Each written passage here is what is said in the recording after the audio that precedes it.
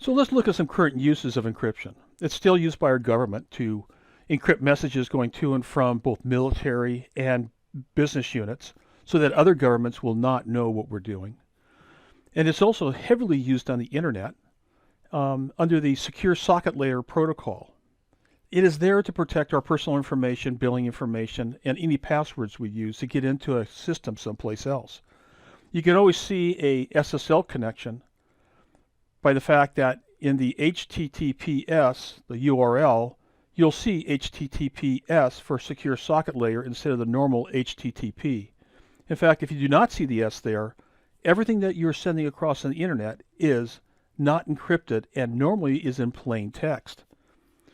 On some browsers, you may see a special icon that will appear, and there will be a lock within a window, and if the lock is blue, it is secure. If it's yellow, it's not. Another use of it today is in what they call a S-MIME key, which is confidential email. All the email transmitted on the internet today normally is in plain text, and anybody along the wire can read that text and see what your email says. When it's a secure email or confidential email, it is encrypted, and all it looks like is a bunch of funny characters. So the actual true meaning of the message you cannot see unless you have the S-MIME key on your side to unencrypt that message. Some other uses are like to protect data from online predators when you're using Microsoft Money or Quicken or a customer database file. If you do not have the right decryption key, you cannot read that database file. Law enforcement in California, search warrant affidavits can be sent through email using what they call digital signatures, which is a form of encryption. And that digital signature is so reliable that they will now accept that in transmitting search warrants from one department to another.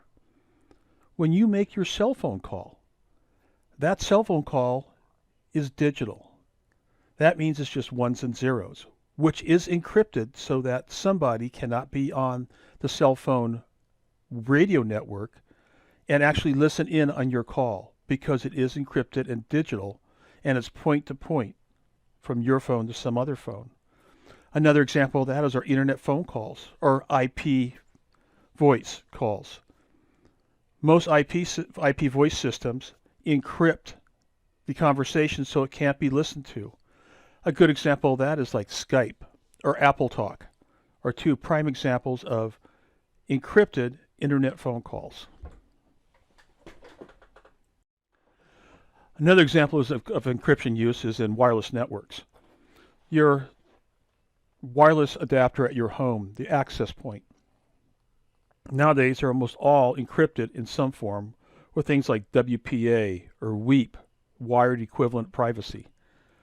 This is to prevent people from the outside seeing what you're doing on your inside network or sniffing the network and capturing your passwords or your account information as you go onto home banking.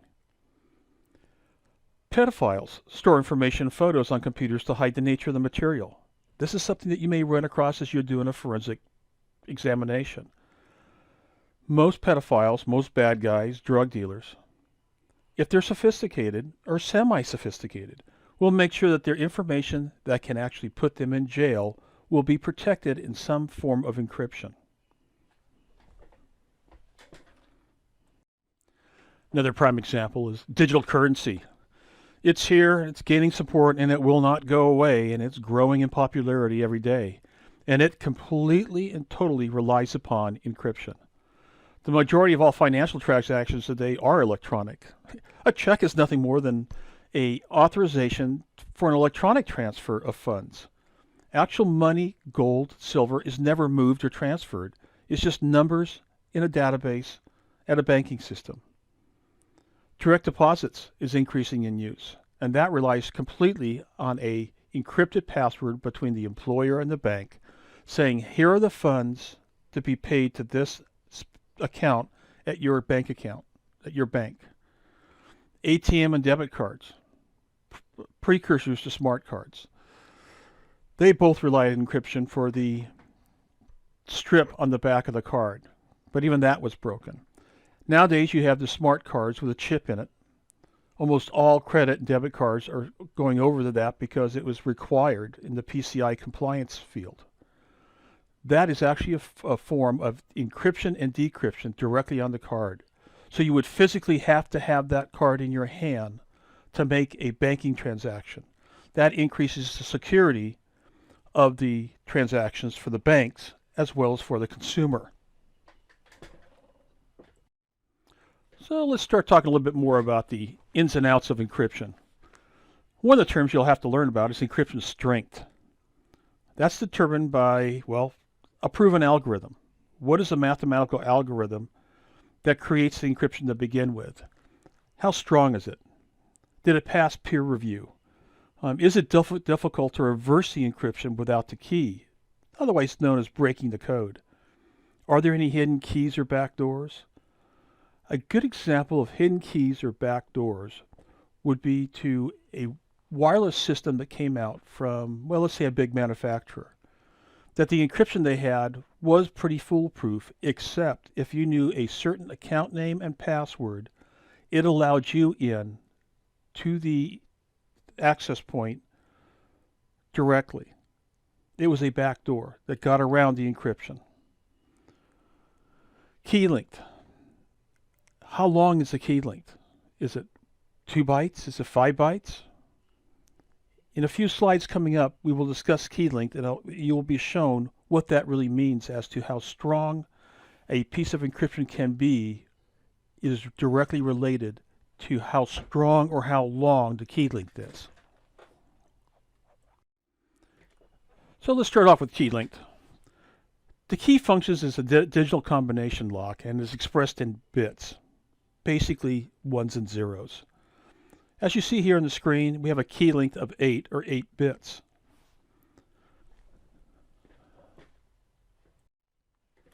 So when we have a key length of 2, mathematically it will be written as 2 to the nth, where n is equal to the number of bits. So like in our last one, when we had 8 bits, the key length would be considered 2 to the 8th. Most encryption in the last couple of years has been 2 to the 56, or basically referred to as 56-bit encryption. But just remember, the greater the number of bits, the stronger the encryption, the harder it is to brute force that key out of the encryption. At one time, a 56-bit encryption, they said, would take 40 years at the minimum to break a single key. Well, the advent of computers getting faster, RAM memory getting faster, in less than a year, 56-bit encryption was changed from 40 years to try to break down to just seconds. Once again, encryption can only be as good as the fastest computer that is out there to break it. So let's start off with examples for key length. 1-bit encryption, 2 to the first. Key length of 1 bit. How many combinations can we get with 2 to the first? Well, it can either be a 0 or a 1.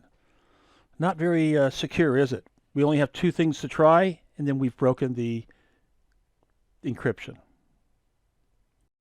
Okay, let's get a little bit more complex. Let's say it's 2-bit encryption. So the key length is equal to 2 bits. So how many combinations can we have? Well, we can have 4. We could have 0, 0, 0, 1, 1, 0, and 1, 1. Still not very safe as far as trying to prevent it from being cracked, correct?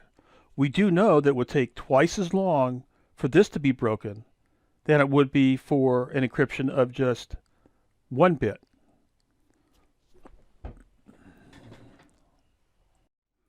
So what are we really looking at when we look at 56-bit encryption? The key length is 56 bits, but the number of possible combinations of ones and zeros is equal to 72 quadrillion. That is the number 72 with 15 zeros behind it. At one time, like I said earlier, they figured it would take 40 years to break that kind of encryption with the computers that we had at that time and how fast they were. And in less than a year, they reduced that down to seconds. So of course, people started switching to 128-bit encryption or to the 128th. Even today, that is still a common encryption key linked, that and 256. A computer can actually try to break that encryption, but it would take 1.8 to the 10th, 10 to the 10th years to try every possible combination of a 128-bit key. That's a long time, a long time. PGP encryption today supports 4096-bit encryption. But as we'll talk about later, that's if we try to brute force it. That means you're trying every single possibility. And that would also mean that the possibility that worked would have to have been tried at the end. Sometimes when you're trying to crack encryption like this, you may break it within the first day or so because where it lies in the 10 billion combinations that you're trying, quadrillion combinations you're trying, it may lay within the first couple million. And now you have the key.